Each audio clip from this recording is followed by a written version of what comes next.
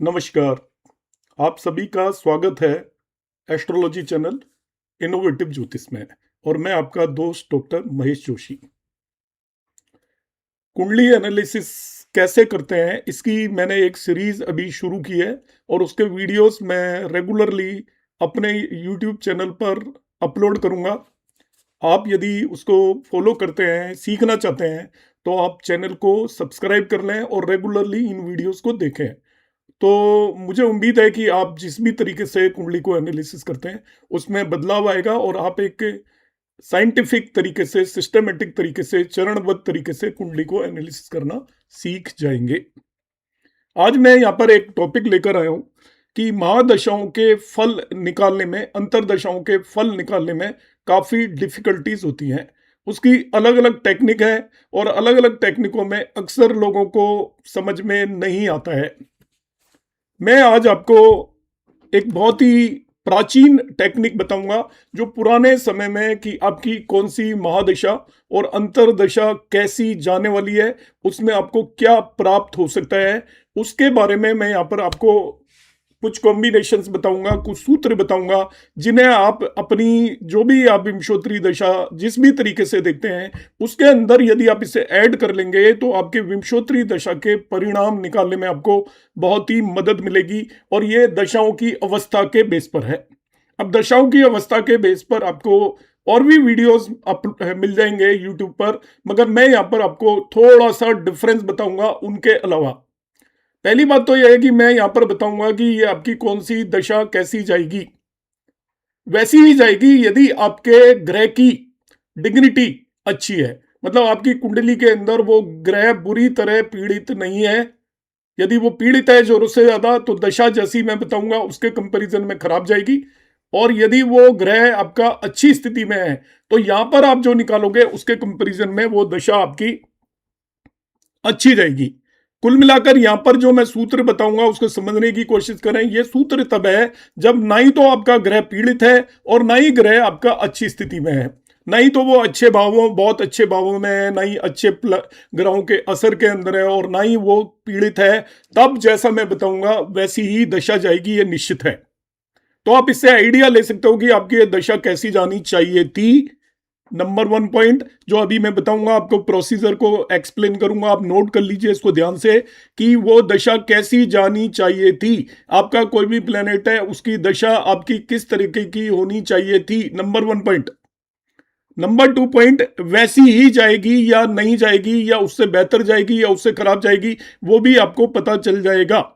आप देखिए, यदि आप प्लेनेट की हम डिग्निटी बोलते हैं, मतलब उसको हम देखेंगे कि वो जो आपका ग्रह है उस पर वो शुभ प्रभाव में है, उसका कुंडली के अंदर अच्छी स्थिति है, तो जैसा हम निर्धारित करेंगे उसके कंपैरिजन में आपकी जो दशा है वो ज्यादा अच्छी जाएगी, बेहतर जाएगी। जैसा आप सोच रहे होंगे उससे बेहतर होगी।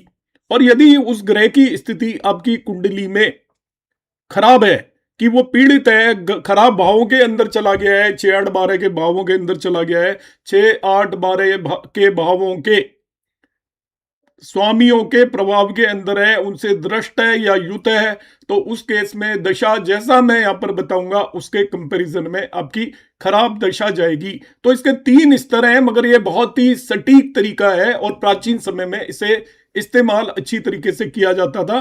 तो सटीक तरीके के 3 कॉम्बिनेशन है। अब मैं फिर से रिपीट कर देता हूं। पहला, आपको यह निकालना है जो मैं तरीका बताऊंगा उससे कि उस ग्रह की दशा आपकी जीवन के अंदर अच्छी जानी चाहिए थी या खराब जानी चाहिए थी, यह पता चलेगा। दूसरे नंबर पर हम उस ग्रह को आपकी कुंडली के अंदर देखेंगे कि वो ग्रह आपका शुभ प्रभाव में है, अच्छी स्थिति में है, तो जैसा हमने निर्धारित किया था उसमें आप बढ़त कर दीजिए, आपकी दशा उससे बेहतरीन जाएगी। सपोज हमने निर्धारित किया था कि दशा खराब जानी चाहिए तो उतनी खराब नहीं जाएगी, इस चीज का ध्यान रखना है। दूसरी तरफ यदि वो ग्रह पीड़ित है, आपका सही भावों में नहीं है, तो जैसी आपने दशा निर्धारित की थी कि आपकी दशा इस तरीके की जानी चाहिए थी, सपोज अच्छी जानी चाहिए थी, आपने निर्धारित किया, मगर ग्रह पीड़ित है तो दशा उतनी अच्छी नहीं जाएगी, उसके अंदर कमी आ जाएगी। और खराब जानी थी और ग्रह पीड़ित है तो वो और भी ज्यादा खराब जाएगी, जो हम इस तरीके से निकालेंगे। तो अब मैं आपको उस स्थिति में बताता हूं जब आपकी कुंडली के अंदर कोई ग्रह ना ही तो पीड़ित है और ना ही वो किसी शुभ प्रभाव में है, तब उसकी दशा कैसी जानी चाहिए थी वो किस तरीके से निकालेंगे। तो ये इसका ये आपका पुराना तरीका है और ये है दशाओं की अवस्था के बेस पर। दशा की अवस्था को हम निर्धारित करेंगे, दशा की अवस्था कब क्या होती है, तो उसके बेस पर हम यहाँ पर बताएंगे। आप ये स्क्रीनशॉट ले सकते हो। आपको यदि पीडीएफ चाहिए तो मेरे नंबर 9013798899 पर आप मैसेज करेंगे, मैं आपको पीडीएफ प्रोवाइड कर दूंगा इसका। तो यहाँ पर ये मैंने कुछ एक नियम दिए हुए हैं, ये यहाँ पर क्रम संख्या दिख रही होगी आपको 1 2 3 4 5। ये अवस्था है दशा की। इन अवस्थाओं के नाम है जैसे स्नान लिखा है, वस्त्र धारण लिखा है, मोदक लिखा है, पूजा आरंभ लिखा है, प्रार्थना लिखा हुआ है। ये दशा ग्रह की अवस्था को बता रहा है। 27 तरीके की अवस्थाएं होती हैं। आपके 27 नक्षत्र होते हैं आकाश में, तो हर एक दशा ग्रह की भी 27 तरह की अवस्थाएं होती हैं। तो आपकी कुंडली में उसकी कौन सी अवस्था है, उसके अनुसार वो आपको फल देने की स्थिति में होगा। तो सपोज वो पहली अवस्था में, स्नान अवस्था में आपको जो फल मिलेंगे वो भी यहाँ पर लिखे हैं। सफलता मिलेगी। वस्त्र धारण अवस्था दूसरी है, उसमें आभूषण मिलेंगे। तीसरी में आपको विजय मिलेगी। चौथी में आपको संपत्ति प्राप्ति मिलेगी पूजा आरंभ में। पांचवी में आपको मान सम्मान मिलेगा। 6 नंबर आ जाता है तो मान सम्मान में वृद्धि मिलेगी। और 7 आ जाता है तो उस अवस्था को यज्ञारंभ अवस्था बोलते हैं, पिता को कष्ट होता है। 8 आ जाता है तो प्रभु ध्यान अवस्था बोलते हैं, सफलता मिलती है। 9 आ जाता है तो उपदेश या उदारता होती है। इस तरीके से मैंने सभी 27 अवस्थाएं दी हुई हैं। आप इसको प्रिंट स्क्रीन ले लीजिए या वीडियो को स्लो करके आप नोट कर लीजिए। ये पूरी 27 अवस्थाएं हैं। आपकी कौन सी अवस्था किस तरीके से निकलेगी वो अभी मैं एक्सप्लेन करूंगा। तो इस तरीके से इन्हें आप देख सकते हो। अब बीच में मैं आपको एक सूचना यहाँ पर देना चाहता हूँ। जो लोग वैदिक एस्ट्रोलॉजी कर चुके हैं मगर वो प्रेडिक्शन देने में तकलीफ हो रही है, परेशानी हो रही है, तो वो मेरे वीडियोस तो देखे ही आने वाले, क्योंकि मेरी एक पूरी सीरीज शुरू होने वाली है जिसका एक वीडियो मैं अपलोड कर चुका हूं और एक एक करके मैं अपलोड करूंगा। केपी एस्ट्रोलॉजी, कृष्णामूर्ति पद्धति एस्ट्रोलॉजी अपना आप में संपूर्ण एस्ट्रोलॉजी है। उसका जो भी दोस्त कोर्स करना चाहते हैं 1 मार्च से मेरे पास कोर्स शुरू होने वाला है और मैं बहुत डिस्काउंटेड कम प्राइस पर कम पैसों में ही कोर्स को करा देता हूं। आप यदि ज्वाइन करना चाहते हैं तो मेरे नंबर पर आप कॉन्टेक्ट कर सकते हैं।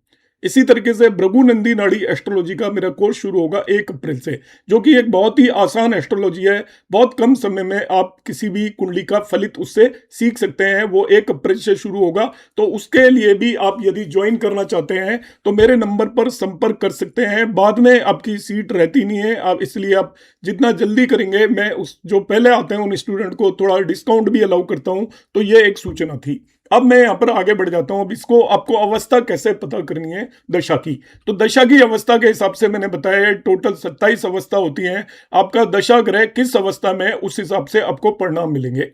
जैसे दशा ग्रह की अवस्था 7 आ रही है यज्ञारंभ, तो पिता को कष्ट होगा। यदि यहाँ पर आ रही है 10 तो उसके इसमें पेट में विकार होगा। तो यहाँ पर आपके 14 आ रही है तो भोजन में बाधा होगी। 15 आ रही है तो अपयश होगा। जितनी ज्यादा आगे बढ़ते जाएंगे यहाँ पर आप ये आपका 19 आ रही है तो आलस होगा। 20 आ रही है तो हानि होगी। 21 आ रही है तो रोग और क्रोध आएगा आपको। 22 आ रही है तो कष्ट के कारण बनेगा मद्यपान, इसको बोलते हैं हम अवस्था को। तो इस तरीके से हम डिसाइड कर सकते हैं आपकी कौन सी कुंडली की कौन सी अवस्था है। अब इसको देखने का मैं आपको तरीका बताता हूँ, बिल्कुल सिंपल, और मैं कैलकुलेट करके भी आपको यहाँ पर दिखाऊंगा। ये वही आपके कॉम्बिनेशन को यहाँ पर मैंने फिर से लिया हुआ है। अब मैं इसको आपको कैलकुलेट करके यहाँ पर बताऊंगा क्या नियम है, उनको आप जरा ध्यान से समझिएगा। पहले मैं थोड़ा यहाँ पर बता देता हूँ, फिर 1-2 कुंडलियों पर मैं इसको लगाकर बताऊंगा। आपको क्या करना है, अपने लग्न की राशि की संख्या नोट कर लेनी है। आपकी असेंडेंट का जो भी साइन है वो नोट कर लेना है सिंपली।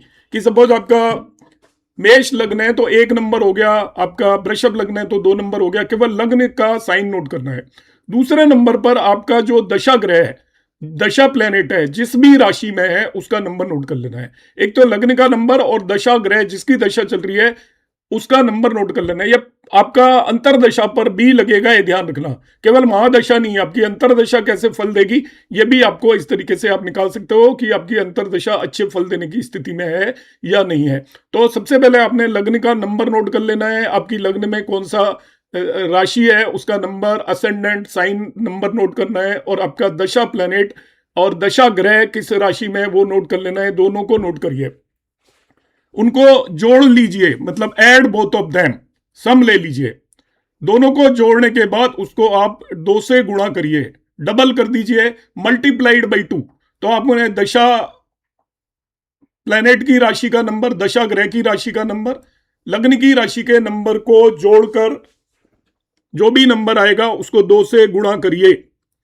अब जो नंबर आया उसे आप जिस ग्रह की दशा चल रही है वो उसकी महादशा कितने साल की है उससे मल्टीप्लाई करिए।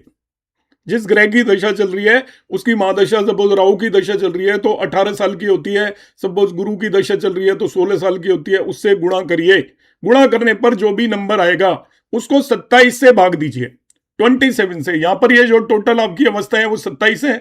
27 से भाग देने पर जो भी शेष फल आएगा, जिसे हम रिमाइंडर बोलते हैं, डिवाइड दैट बाई 27, जो भी रिमाइंडर आता है वो उससे आपको पता चल जाएगा यहां पर रिमाइंडर का कौन सा नंबर आ रहा है। सपोज रिमाइंडर 13 आ रहा है तो आपको सफलता और लाभ मिलेगा उस दशा के अंदर। 14 आ रहा है तो आपको भोजन में बाधा, मतलब जीवन यापन में प्रॉब्लम आएगी। इन शब्दों को उसी तरीके से ना लें जैसे लिखे हुए हैं, आप इन जनरल इसको मैनिपुलेट करें, अपने आप समझें इसका मतलब क्या है। सपोज यहां पर आ जाता है 7 तो पिता को कष्ट, तो घर के अंदर परेशानियां होंगी, पिता को कष्ट का मतलब यह है। 5 आ जाता है तो मान सम्मान में वृद्धि होगी उस दशा और अंतरदशा के अंदर, जो भी दशा आप देख रहे हो। इसको हम लगाते कैसे हैं, देखिए यहां पर ये कॉम्बिनेशन, मैंने फॉर्मूला भी सीधा लिखा हुआ है। फॉर्मूला क्या है, लग्न साइन प्लस दशा प्लेनेट साइन। तो आपका लग्न का साइन और दशा प्लेनेट के साइन को आपने जोड़ लेना है, मल्टीप्लाई बाई 2, इसको गुणा करना है 2 से। जो आया उसे ड्यूरेशन ऑफ दशा से गुणा करना है। अलग अलग आपकी दशा होगी प्लेनेट की, 27 से डिवाइड करना है। आपका जो रिमाइंडर आएगा वो डिसाइड करेगा, रिमाइंडर यहां से आपको बता देगा। ये उम्मीद है आपने सबने इसको स्क्रीनशॉट ले लिया होगा, और स्क्रीनशॉट ले लिया होगा तो आपको ये पता चल जाएगा, यहां से भी ले सकते हो कि आपको किस केस में क्या रिजल्ट मिलने वाले हैं। तो मैं एक कुंडली पर आपके सामने लाइव लगाकर बताऊंगा कि उसके साथ कौन सी दशा किस तरीके की होगी। यहां पर हम ये कुंडली ले लेते हैं, जस्ट मैं समझाने के लिए ले रहा हूं, किसी व्यक्ति की कुंडली नहीं ले रहा। आप इसको बहुत सारी कुंडलियों पर मैंने लगा के देखा है, ये बिल्कुल सटीक बैठती है। मगर आपको ग्रह की आपकी डिग्निटी जरूर देख लेनी है कि आपकी कुंडली के अंदर यदि वो ग्रह पीड़ित है तो जैसा आप रिजल्ट एक्सपेक्ट कर रहे हो उससे ज्यादा अच्छा नहीं मिलेगा। अब इस व्यक्ति की जैसे यहाँ पर दशा चल रही है, जो अभी पैदा हुआ है, जुपिटर गुरु की दशा है। अब मैं गुरु की दशा इसके लिए कैसी जाएगी ये देखना चाहता हूँ। तो सबसे पहले इसकी लग्न का नंबर लिखा मैंने 2, और इसके बाद गुरु किस राशि में है देख लीजिएगा, वो 3 राशि में है, दोनों को लिख लीजिए। मैं यहाँ पर लग्न का नंबर और गुरु किस राशि में है वो दोनों में देख लेता हूँ। देखिए लग्न का नंबर लिखा मैंने 2, गुरु किस राशि में है वो लिखा मैंने, वो 3 है आपका, 2 और 3 5 हो गया, 2 और 3 को जोड़ लिया वो 5 हो गया। अब इसको 2 से गुणा कर दो, डबल कर दो हमेशा, तो डबल करने पे 10 हो जाएगा आपका, 10 हो गया।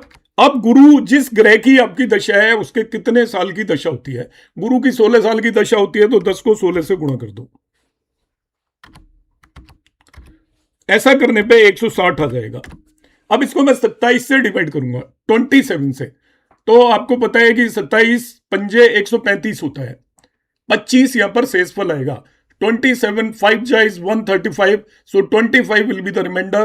तो रिमाइंडर जो आ गया, मैं 160 को 27 से 27 से डिवाइड करूंगा, रिमाइंडर आपका बचेगा 25। शेषफल रिमाइंडर इज 25। भाग देना है आपको कैलकुलेटर से, डेसिमल में नहीं निकालना।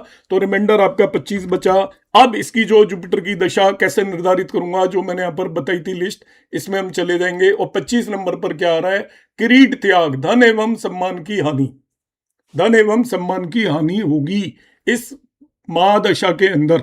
अब ये इनका जुपिटर यदि पीड़ित है तो जरूरत से ज्यादा होगी, और जुपिटर कुंडली में पीड़ित नहीं है तो जितनी हम उम्मीद कर रहे हैं उतने धन की हानि यहां पर नहीं होगी इस व्यक्ति को। अब देखिए धन हानि, आप जो लोग नॉर्मल एस्ट्रोलॉजी करते हैं वो भी समझ सकते हैं।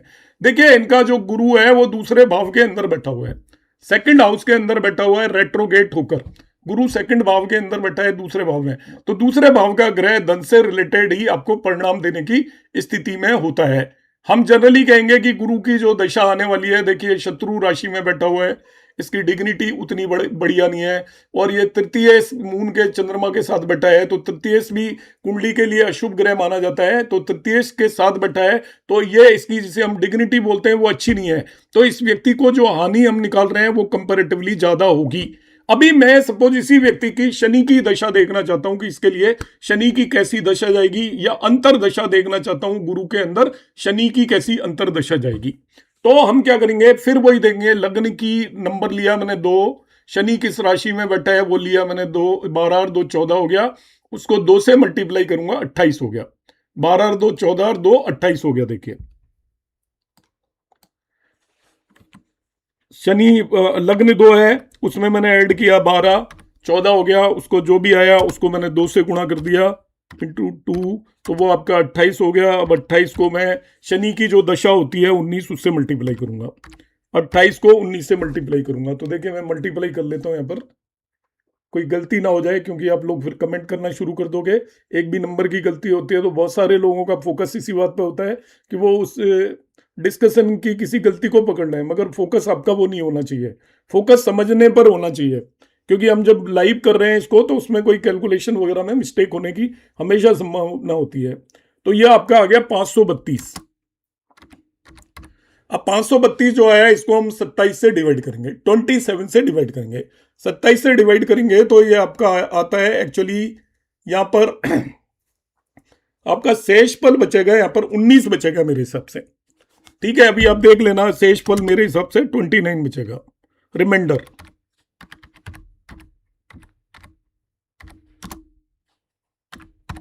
19 रिमाइंडर बचा, शेष फल 19 बचा। कम ज्यादा हो वो आप देख लेना, मैंने मेंटली कैलकुलेट किया है क्योंकि 19 ही बचेगा मेरे हिसाब से। तो रिमाइंडर आपका 19 बच गया। अब मैं इसकी दिशा को देखना चाहता हूं। अब 19 पे फोकस मत करना, मेथड पे फोकस करना। ये 19 आया मंत्र, इस पर्सन के अंदर, इस दशा के अंदर आलस्य होगा। ये कोई भी अपने काम जो होगा समय पर, इसके अंतरदशा है तो समय पर पूर्ण नहीं होंगे। और इसका बिल्कुल सटीक कॉम्बिनेशन है। देखिए शनि की दशा आलस लेकर आती है, आप समझ जाइए। पिछले केस में जो गुरु दूसरे भाव के अंदर बैठा था उसकी दशा आपको क्या बता रही थी? धन हानि बता रही थी। धन हानि, क्योंकि सेकंड हाउस में बैठा हुआ है तो सेकंड हाउस से रिलेटेड रिजल्ट आ रहे हैं। यहां पर ये आपके इसके शनि से रिलेटेड रिजल्ट आ रहे हैं। और अब आप इसकी डिग्निटी चेक कर सकते हैं। डिग्निटी को हिंदी में क्या बोलते हैं मेरे दिमाग के अंदर आ नहीं रहे, आप समझ जाइए। इसकी स्थिति कैसी है कुंडली में वो आप देखिएगा। तो शनि को यहां पर मैं देखूंगा तो इसकी जो स्थिति है, वैसे कोई बहुत ज्यादा इस पर अशुभ प्रभाव तो नहीं है कोई भी इस तरीके का, बल्कि इसको गुरु देख रहे हैं तो गुरु अपनी राशि को ही यहां पर देख रहे हैं, मगर गुरु इस कुंडली के लिए शुभ नहीं है। तो इस तरीके से ये अशुभ प्रभाव है, क्योंकि गुरु इस कुंडली के लिए मेलिफिक अशुभ ग्रह है, वो शनि को देख रहे हैं। तो यहाँ पर शनि की जो डिग्निटी है वो कंपैरेटिवली खराब है, और गुरु की राशि में भी बैठा हुआ है, अच्छे भाव में भी नहीं बैठा हुआ है शनि। तो यहाँ पर जो शनि की जो दशा है हम जो बता रहे हैं उसके कंपैरिजन में थोड़ा ज्यादा ही खराब जाएगी। तो इस तरीके से हम किसी दशा और अंतरदशा को एनालाइज कर सकते हैं। ये एक प्राचीन विधि है, आप इसको अपनी और जो भी विधि है उसके अंदर इसको आप इस्तेमाल करिए, यूज करिए। तो उम्मीद है आपको इससे काफी मदद मिलेगी। आपको ये वीडियो कैसा लगा उसके अंदर आप कमेंट बॉक्स में जरूर कमेंट करिएगा। लाइक और आप शेयर भी कर सकते हैं यदि ये आपको टेक्निक समझ में आती है, अच्छी लगती है। नमस्कार, धन्यवाद।